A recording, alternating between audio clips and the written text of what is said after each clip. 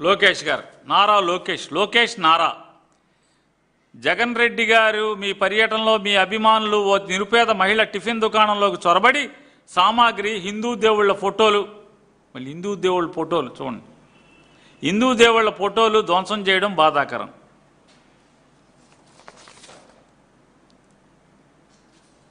Road మీద వేల మంది నియంత్రించకుండా వదిలేసిన వాళ్ళు ఎవరు? నీ ప్రభుత్వం కదా లోకేష్ నాయుడు, నీ ప్రభుత్వమే కదా. బాధ్యత లేకుండా అన్ని వేల మంది వస్తే సరే, ఇక్కడ వైకాపా శ్రేణులు దేవుళ్ళ ఫోటోలు బదలు కొట్టారు, సరే నీ ప్రభుత్వమే కదా. శ్రీకాకుళం గుళ్ళో మనుషులేట భక్తులేట చచ్చిపోయారు, పోలీసులు ఎందుకు వాడలేదు? మరి నిన్ను ముద్దాయిగా దోషం చేయలేక్కర్లేదా? మరి అక్కడ దేవుడి గుళ్ళో వైకుంఠ ఏకాదశికే ముక్కోటి ఏకాదశికో ఏమైంది? భక్తులు చచ్చిపోతే మరి ఏమైంది? మీ పోలీసు వ్యవస్థ ఏమైంది అన్న వాడరా? అక్కడ తిరుపతిలో 6 ఎందుకు చచ్చిపోయారు? గుళ్ళోని కొండ మీదే కదా, ఎందుకు చనిపోయారు?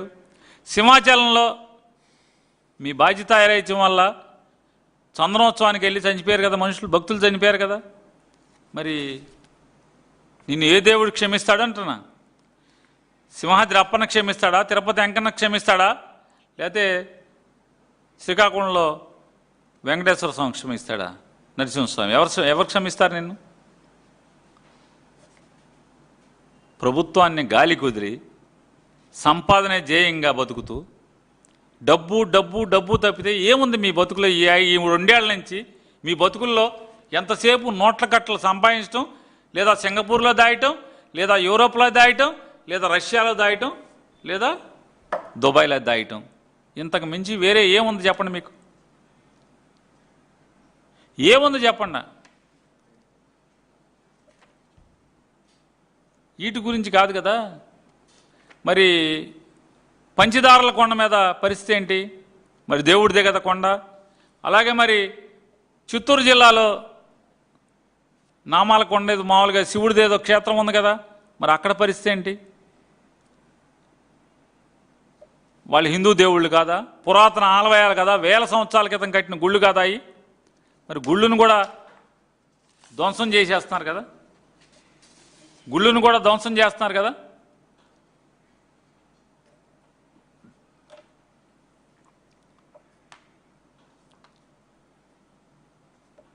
ధ్వంసం చేస్తుంటే ఇవాళ మీరు సిగ్గు లేకుండా ఇవన్నీ మాట్లాడతారు. ఈ ఆత్రం లోకేష్ నాయుడు గారికి ఆత్రం, రామోజీరావు గారి అబ్బాయికి ఆత్రం, రాధాకృష్ణ గారికి ఆత్రం. ఏదో అన్న సామెతగా ఉంటుంది, అక్క ఆత్రమే కానీ అప్ప ఆత్రమే కానీ బావ బతికేది లేదని చెప్పని సామెత ఉంటుంది పల్లెటూళ్ళలో. మీ ఆత్రమే కానీ ఈ ప్రభుత్వం బతికి బట్టగట్టే సమస్య లేదు, గుర్తుపెట్టుకోండి. మీ ఆత్రమే తప్పితే అప్ప ఆత్రం బావ బతికేది లేదని చెప్తా ఆత్రమే కానీ ఆత్రమే మిగులుతుంది, బతికేది లేదు.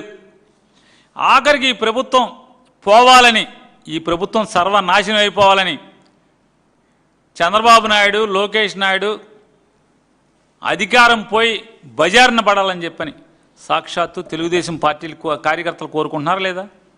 పూజలు చేస్తున్నారా లేదా? మీకు చందాలు ఇచ్చిన వాళ్ళు అమెరికా నుంచి, యూరోప్ నుంచి, ఆఫ్రికా నుంచి, అంటార్కిటికా నుంచి, ఐస్లాండ్ నుంచి మీకు చందాలు పంపించిన వాళ్ళు ఏం పూజ చేస్తున్నారు? వీళ్ళు పోవాలరా, కుప్పకూలి పోవాలి వీళ్ళు. అసలు వీళ్ళకి బాగా పొగరబలిచిపోయింది, డబ్బు పిచ్చి పట్టింది, పోవాలి వీళ్ళని చెప్పని దేవుడికి దండాలు పెట్టుకుంటున్నారు కదా అందరూ. ఇది నిజం కాదా అంటున్నా?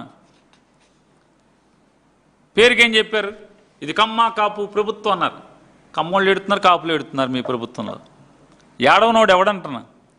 ఏడవనోడు ఎవడు? పలానా